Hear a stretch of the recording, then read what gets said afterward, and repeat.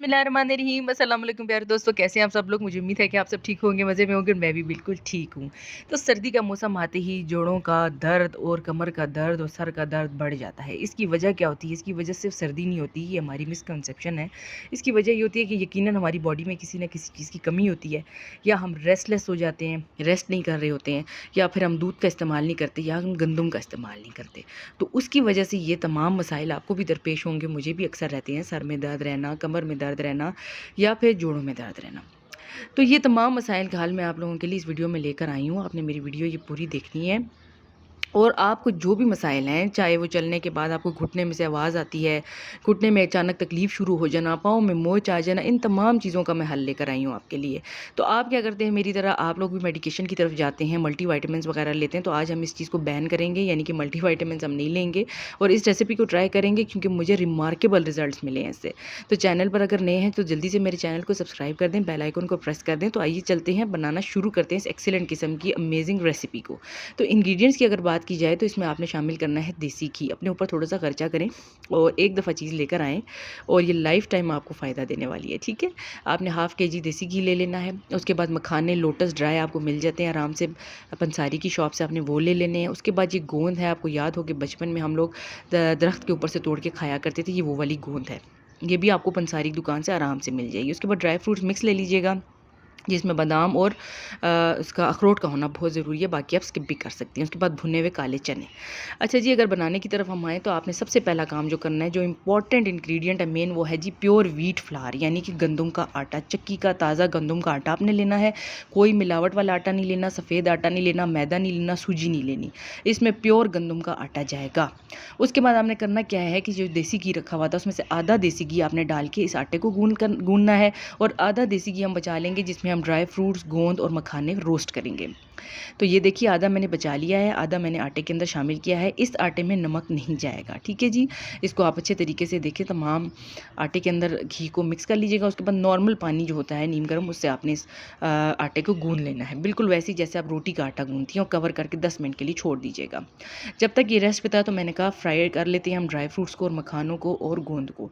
तो जो रिमेनिंग देसी घी हमारे पास था, उसको देखिए मैंने इस तरह शामिल किया थोड़ा-थोड़ा करके, और इसके अंदर मैंने ड्राई फ्रूट्स शामिल कर दिए थे। ये प्रोसेस करना क्यों ज़रूरी है? इसलिए ज़रूरी है कि नॉर्मली आप पंजीरी बाज़ार से भी लेके खाते होंगे, बेकरीज़ पे भी आजकल मिल जाती है, ऑनलाइन भी लोग दे रहे हैं, लेकिन वो सूजी वाली होती है। आज हम गंदम की बनाएँगे, और ड्राई फ्रूट और इन चीज़ों को जब आप रोस्ट करेंगी, तो इसका फ्लेवर बहुत ही अलग आएगा, और चूँकि ये देसी घी में फ्राई हुए हुए होंगे, तो इनकी जो हेल्थ बेनिफिट्स हैं वो भी आपको पता है, अलग ही होंगे। तो ये देखिए, मैंने इसको अच्छे तरीके से रोस्ट कर लिया था ड्राई फ्रूट को, और जब ये ब्राउन हो जाएँ तो आपने इनको निकाल लेना है। उसके बाद जो रिमेनिंग घी है थोड़ा-थोड़ा शामिल करके मैं बाकी जो सामान हमारा था उसको भी रोस्ट करके डालूँगी, ताकि क्रिस्प और मज़ेदार हो खाने में, और आपको ऐसे लगे ही ना कि आप कोई मेडिसिन खा रहे हैं। अब आपने इन मखानों को भी रोस्ट कर लेना है। मखाने आपकी सेहत के लिए बहुत ज़्यादा ज़रूरी हैं। अगर आप कभी इनकी फ़वाइद के बारे में पढ़ें, बेनिफिट्स के बारे में पढ़ें, तो आप देखेंगे कि ये कैल्शियम की कमी को दूर करने में भी बहुत बड़ा रोल प्ले करते हैं। तो मखानों का इस्तेमाल अपनी ज़िंदगी में ज़रूर रखा करें। जब मखाने ड्राई रोस्ट हो जाएँ, उसके बाद आपने गोंद को फ्राई करना है। इसी तरह घी ले लेना है, घी के अंदर आपने ये डाल देनी है गोंद। जब आप गोंद डालते जाएँगे गर्म घी में, तो देखें ये जिस तरह पापड़ आप घर में बनाती हैं, क्रैकर्स बनाती हैं, ये उस तरह फूल जाएगी, और ये इस तरीके से क्रिस्पी हो जाएगी। ये देख रहे हैं आप कैसे फूल गई है। इसको आपने घी में फुला लेना है अच्छे तरीके से। बड़े वाले पीस जो है उनके ऊपर आप घी जब डालेंगी, तो वो भी क्रिस्प हो जाएंगे। तो ये देखें, ये इस तरीके से क्रिस्पी हो जाएगी, और बहुत ज़्यादा क्रंची, और बहुत खाने में भी मज़े की आपको लगेगी, ठीक है। जब ये इस तरह हो जाए तो आप इसको निकाल लीजिएगा, और निकाल के आपने इन तमाम चीज़ों को साइड पर रख लेना है।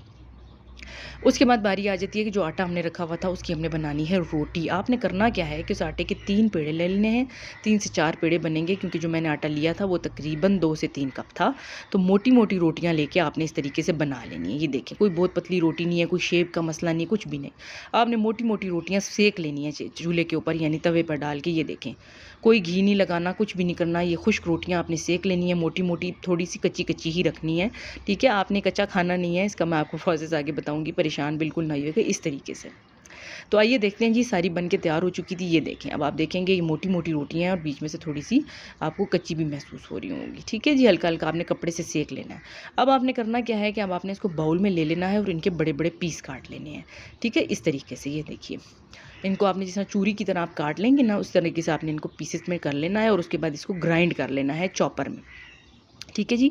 ग्राइंड करने के बाद चॉपर में ये कुछ फाइन पाउडर बन जाएगा इस तरीके से। ठीक है जी, ये देखिए हो गया ना, ऐसे लग रहा है जैसे सूजी है, लेकिन ये सूजी नहीं है। सूजी वाली पंजीरी अक्सर औकात लोगों को पसंद नहीं होती, तो अब आप ये बनाएँ और पंजीरी की तरह इसको खाएँ। तो अब ये देखें जी, तमाम जो हमने चीज़ें फ्राई की थी इनको आप लोगों ने चॉप कर लेना, और नया इंग्रीडिएंट जो मीठा ऐड करेगा इसमें वो है गुड़। ठीक है जी। अब हम आ जाते हैं इसके प्रोसेस की तरफ। अब आगे आपने करना ये है कि जो आपने रोस्ट करके रखी हुई थी रोटी का जो फाइन पाउडर हमने बनाया था, वो आपने ड्राई रोस्ट करना है। आपने इसको एक कढ़ाई में, पतीले में, जिसमें भी है आपने शामिल करना है, कोई घी ऑयल नहीं शामिल करना, और आपने इसको ड्राई रोस्ट कर लेना है इस तरीके से। मिलाते रहिएगा, चूल्हे को ऊपर रख के इसको छोड़ के मत जाइएगा वरना ही जल जाएगी। तो इतना आपने मिला लेना है कि ये क्रिस्पी हो जाए, इसका तमाम जो वो है वाटर है इसके अंदर वो निकल जाए, कच्चापन दूर हो जाए। ये देखें, आपने इसको इस तरीके से ड्राई रोस्ट कर लेना है। देख रहे हैं आप, ये क्रिस्पी और क्रंची हो जाएगी कुछ इस तरीके से। ठीक है, खस्ता थी जब मैंने इसको उठाया तो ये क्रंच आ रहा था मेरे हाथ में, इतना इसको आपने ड्राई रोस्ट करना है। सही है जी। उसके बाद आपने करना क्या है कि जनाब ये जो अब रिमेनिंग इसके अंदर घी है वो देखें, उसके अंदर मैंने गुड़ शामिल किया है। गुड़ के ऊपर आपने आधा कप पानी दूध का ले लेना, पानी भी आप ले सकती हैं लेकिन दूध ले लेंगी तो ज़्यादा बेहतर है। तो जनाब ये देखिए मैंने डाला था, और गुड़ को मैंने मेल्ट होने दिया था हल्की आंच पर। ठीक है जी, अच्छे तरीके से आपने गुड़ को मेल्ट हो लेने देना है। इसके अंदर अभी आपने और कुछ भी शामिल नहीं करना। जब आपको लगे कि गुड़ इस तरीके से मेल्ट हो गया और थिक सा मिक्सचर फॉर्म हो गया है, तो चॉप हुआ हुआ ड्राई फ्रूट, चॉप हुई हुई साथ आपने ले लेनी है मखाने और गुड़ जो गोंद रखी हुई थी हमने। ठीक है जी, ये देखें मखाने शामिल किए मैंने, हाथ से दरदरा इसको कर लीजिएगा तो क्रिस्पी होते हैं एकदम से, ये बिल्कुल फाइन जो है ना पीसेज में बन जाते हैं। और फ्राइड हुई भी ये देखें गोंद। ये सब चीज़ें डाल लेने के बाद आपने इसको अच्छे तरीके से ऊपर नीचे करना है। ठीक है जी, मिक्स कर लीजिएगा ताकि तमाम चीज़ें यकजान हो जाएं गुड़ के साथ। तो जो लोग शुगर के मरीज़ हैं वो यही कहेंगे कि जी हम तो शुगर हमारा प्रॉब्लम है, हम गुड़ नहीं इस्तेमाल कर सकते, तो आप स्वीटनर ले लेंगे, कोई मसला नहीं है। ठीक है जी, आप तमाम चीज़ें मिक्स करके इसके अंदर स्वीटनर ऐड कर दीजिएगा मीठे के लिए, या मीठे बगैर भी बन जाएगा, कोई मसला नहीं। अब आपने इसको मिक्स करना और पकाना नहीं है, बस मिक्स करने के बाद आपने चूल्हे से हटा लेना है क्योंकि ये बिल्कुल तैयार है। तो ये देखें जी, ये इसकी फ़ाइनल लुक है। ठीक है जी, इसके खाने में इतने मज़ेदार होगी कि बड़े तो बड़े बच्चे भी खाएँगे इसको। जेंट्स, लेडीज़, बच्चे सब खा सकते हैं। सबको ताकत के लिए, एनर्जी के लिए ये दे सकती हैं। जो ड्राई फ्रूट मैंने थोड़ा-सा बचा लिया था वो मैंने ऊपर डाल के इसकी गार्निशिंग कर दी थी। इसको इस्तेमाल कीजिएगा। 2 चम्मच सुबह लीजिएगा, 2 चम्मच शाम को लीजिएगा, दूध के साथ लें, चाय के साथ लें, आपको बेइंतहा फ़ायदा देगी। और अगर ये फ़ायदा दे तो मुझे दुआ में याद रखिएगा, मुझे कमेंट बॉक्स में आके ज़रूर बताइएगा। ठीक है जी, आपने इसको एटलीस्ट 1 मंथ यूज़ करना है कॉन्स्टेंटली। तो मेरी रेसिपीज़ अगर अच्छी लग रही हैं तो मेरे चैनल को सब्सक्राइब कर दें। दुआओं में मुझे याद रखिएगा। अल्लाह हाफ़िज़।